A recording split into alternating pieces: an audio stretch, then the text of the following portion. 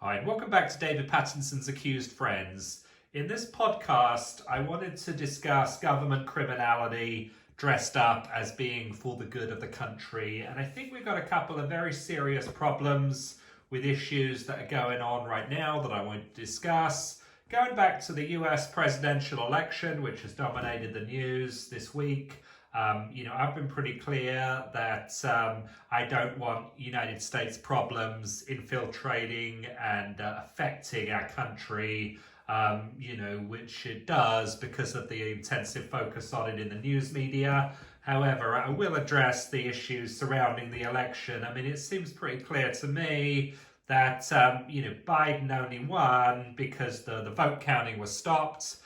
So that ballots could arrive after the deadline on election day, and that we can subvert the outcome of the will of the people by adding ballots. Now, of course, you've got to prove that in a court of law, which Trump is going to try to do. He's going to look at all these ballots, and he's going to want to have ballot audits, which mean that, the ballot's got to be addressed to the recipient. It's got to be filled in and signed by that same recipient.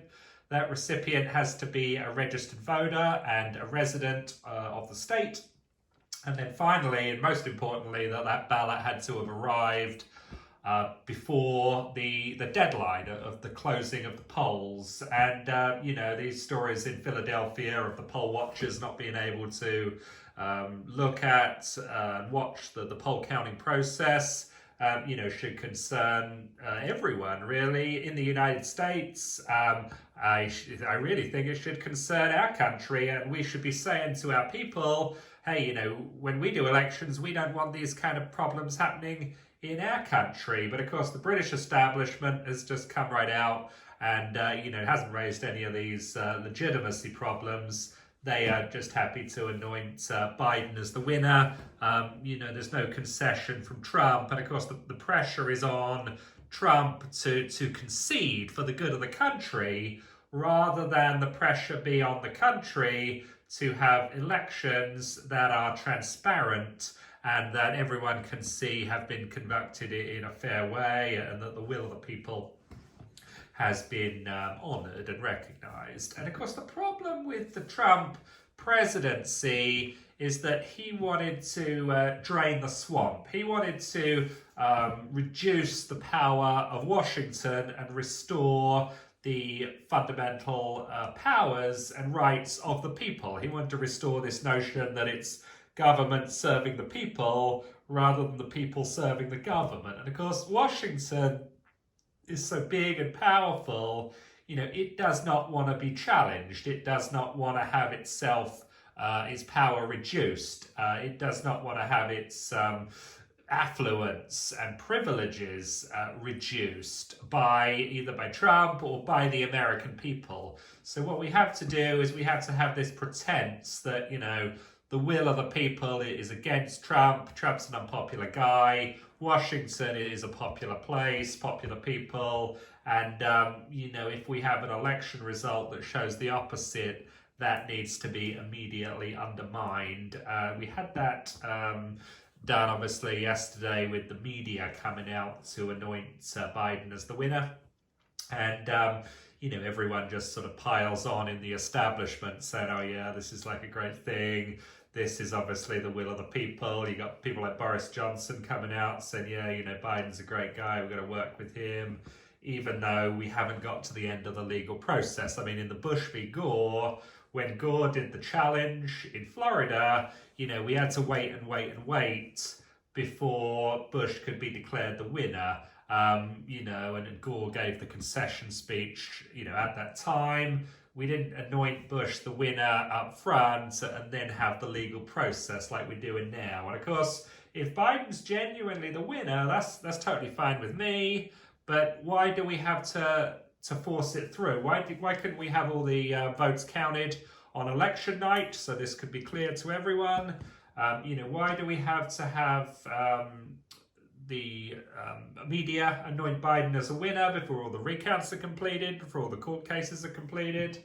The reason is because we want to create the political impression that Biden is the winner rather than the impression left by the voters with their votes. If the voters have left their votes, that's the impression, that's the reflection of the country. You don't need the media to come in and create an impression that may or may not be accurate. But of course, this is media manipulation. This is what America does, what Great Britain does, and I think it's a really sad state of affairs. I wanted to make a point on polls. I mean, obviously the polls with the presidential election were turned out to be inaccurate, unsurprisingly, because polls are used to shape opinion.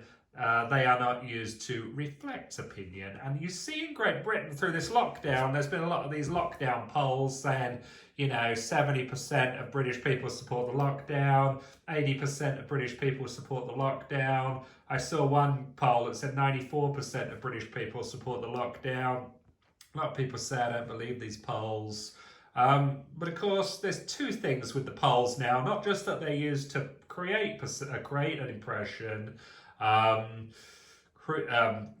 create the impression for the benefit of the government, but also that individuals do not wish to be honest with pollsters because they don't trust the pollsters.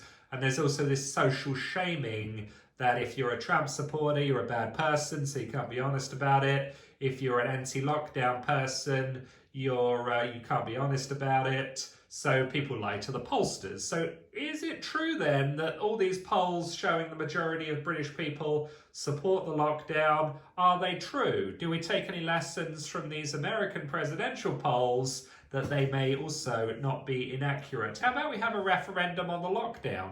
Then we've got the benefit of the secret ballot. People could vote. They could say, yeah, you know what? I'd rather make the decisions about my healthcare or my lockdown on my own, rather than have the government do it for me. And, I think that'd be a very, very interesting referendum, which is why I think it'll definitely never happen. There's also this talk in the news about, in Britain, compulsory vaccines. We've got to have compulsory vaccines, and even though it is totally unlawful to inject people without their consent. I mean, what happens? Where's all the feminists saying, my body, my choice? Why can't men have the same privilege of my body, my choice?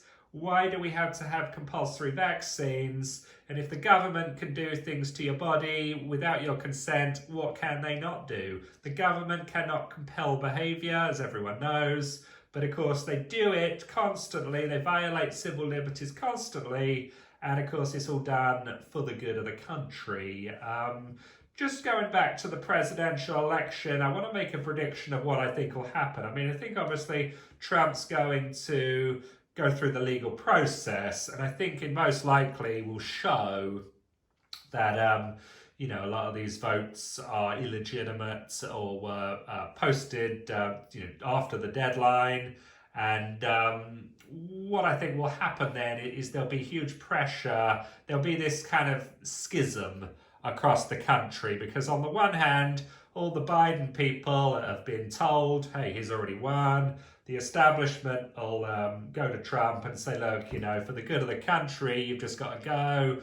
I'm sorry that, it's just not been handled as well as it could have been, but this is for the good of the country. This is to prevent civil war breaking out. And this is how the government sort of get away with criminality. And it's the same in the UK.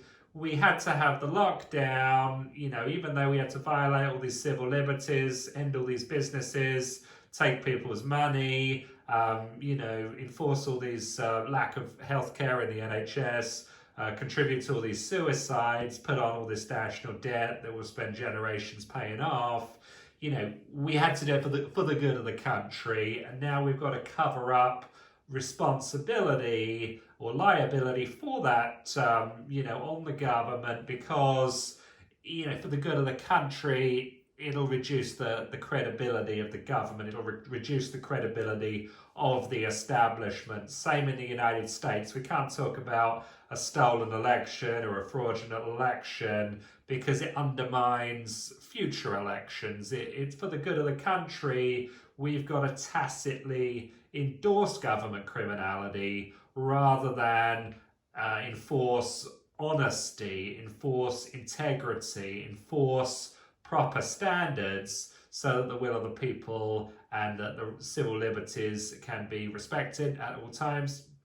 And this is the kind of, I suppose, the final lesson here I want to get across is there's this sort of growing chasm between the establishment and the base. As the establishment loses more and more credibility, and more people realize it's losing credibility, it's growing more and more desperate, more and more authoritarian. The impression given in America throughout the last 4 years is Trump's illegitimate president, unpopular guy, only won because of Russia. But he's still got 70 million votes in this election. How unpopular does someone have to be to get 70 million votes? That's like the population of the entire United Kingdom.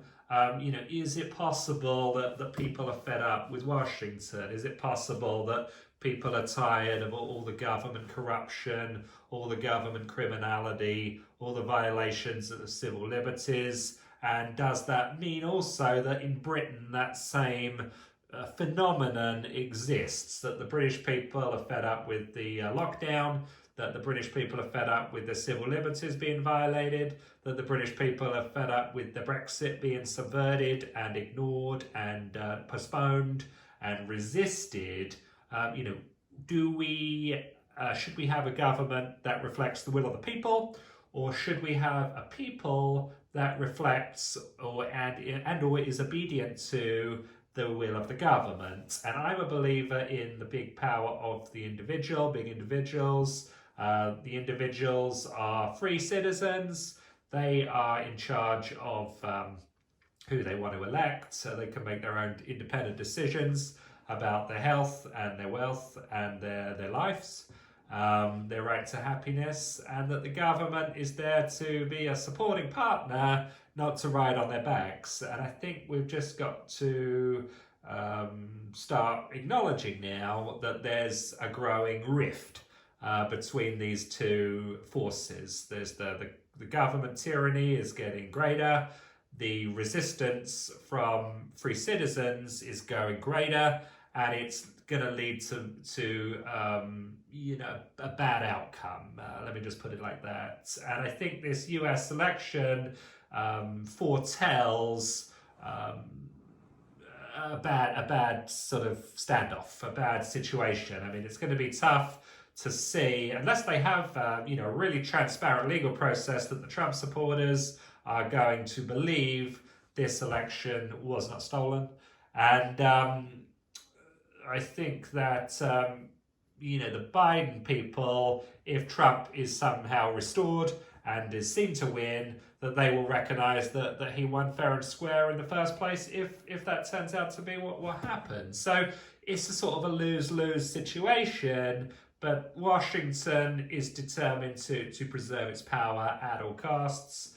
And again, same phenomenon in Britain. Will we look back in 6 months and say all this economic devastation caused by the lockdown was totally unnecessary, and the government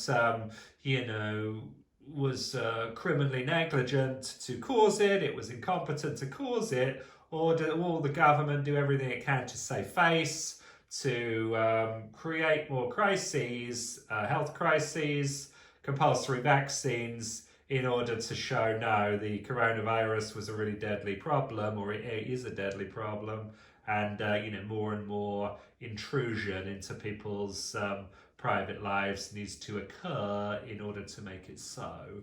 So a lot of interesting things to think about and talk about and consider, which is why I wanted to release this information today. I hope you like the video and the podcast, and I look forward to talking with you soon.